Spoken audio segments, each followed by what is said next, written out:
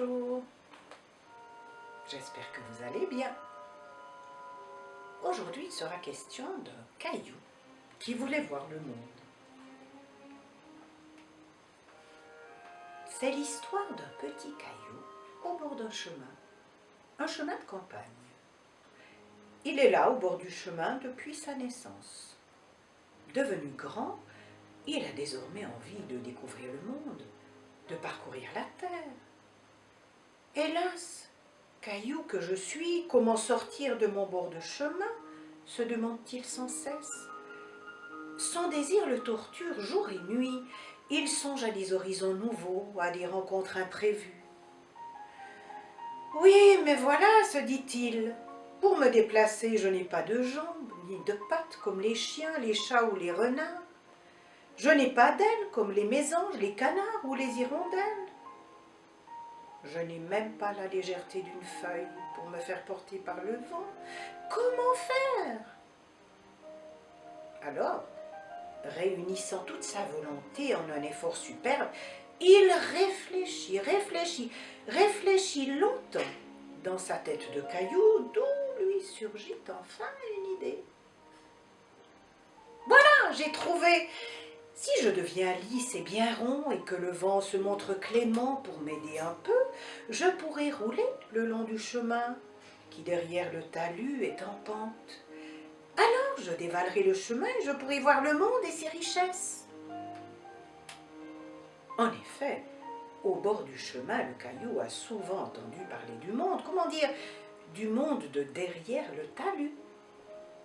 Il y a les marchands de tissus et les marchands de tapis qui discutent le bout de gras, les laitières qui reviennent du marché, les amoureux qui roucoulent des histoires d'îles parfumées, et surtout les enfants qui reviennent de l'école. Toi, tu iras voir Lens PSG samedi? Non, moi je suis punie à cause de mes notes en maths. Mes parents m'obligent à regarder des chiffres et des lettres en DVD. Je te raconte pas le week-end. De fil en aiguille, à chaque fois que le caillou sent quelqu'un s'approcher dans le chemin, il s'efforce de tendre ce qui lui sert d'oreille, deux minuscules orifices de chaque côté. Ainsi, il connaît vaguement Lens et PSG, les tissus de coton ou de nylon, le prix des œufs et du lait, les maths si terribles et les DVD, mais il se demande à quoi toutes ces choses peuvent ressembler, lui qui n'a jamais bougé de sa place dans ce chemin où il commence sérieusement à s'ennuyer. À force d'écouter les gens parler, lui vient l'envie d'en savoir plus, car ce caillou est curieux. Brûlant de désir, il demande à son entourage de l'accompagner et de l'encourager dans son effort. Les autres cailloux, la terre, les herbes et les fleurs du chemin, mais aussi le vent et la pluie, tous lui donnent un coup de main et le soutiennent dans sa quête. Pour devenir lisse et rond, il faut d'abord que le caillou cesse de grossir. Inutile d'absorber les sels minéraux et les ions qui passent, il faut au contraire se concentrer sur l'érosion. Ah, c'est dur de faire partir ses peaux mortes quand on ne peut pas bouger. La pluie et le vent aident le caillou à perdre ses poussières extérieures. Les moineaux piquent son dos pour le rendre bien rond, et les fleurs qui poussent autour de lui remuent leurs racines pour le déloger. Mais rien à faire. Il est trop lourd, et les fleurs, si gentilles soient-elles, sont incapables de donner le coup du départ. C'est trop triste, se dit le caillou, tant d'efforts pour rien. Et là, au bord du chemin, il se met à pleurer. C'est la première fois qu'il pleure. C'est très rare chez les cailloux, mais parfois cela arrive. C'est qu'il est trop malheureux comme les pierres. Et parfois, vous savez, quand on ne voit pas le bout du chemin et qu'on ne sait plus comment faire, le destin donne un petit coup de pouce. Eh bien, pour notre caillou, c'est plutôt un petit coup de pied qui fait basculer la situation. L'enfant puni à cause de ses maths a réussi à s'échapper de la télévision. Il grogne et boude sur le chemin. Il regrette tellement de ne pas être allé voir le foot avec son père et son frère.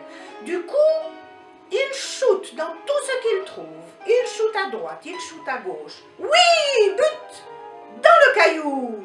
Dans le caillou! Le voilà qui s'envole au-dessus des fleurs. Quel vol plané, mes amis! Il atterrit au-delà du talus et roule à travers un petit sentier raviné par l'écoulement de la pluie. Ça y est, le caillou est parti. Au revoir, mes amis, merci, merci. Jamais je ne vous oublierai, se dépêche-t-il de crier, parce que déjà, il ne peut plus s'arrêter sur la route en pente. Pas de frein, pas de limite au voyage.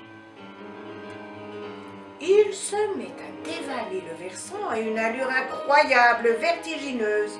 Le caillou est ivre de joie dans ce tourbillon. Il ne manque pas une image, un nouveau paysage qui défile à ses yeux. La rivière, oui, il y a une rivière de l'autre côté du talus. Et quelle bête étrange! Le caillou n'en a jamais vu de pareil, une voiture. Le plus étrange, c'est qu'elle roule comme lui. Il se cogne la tête contre ses collègues et les autres cailloux du chemin. « Pardon, excusez-moi, je ne peux pas m'arrêter. » Toutes ces collisions sur les obstacles du chemin résonnent comme des percussions et produisent une jolie musique. Le caillou est si heureux de s'ouvrir au monde qu'il accompagne cette musique de son chant et de sa mélodie personnelle.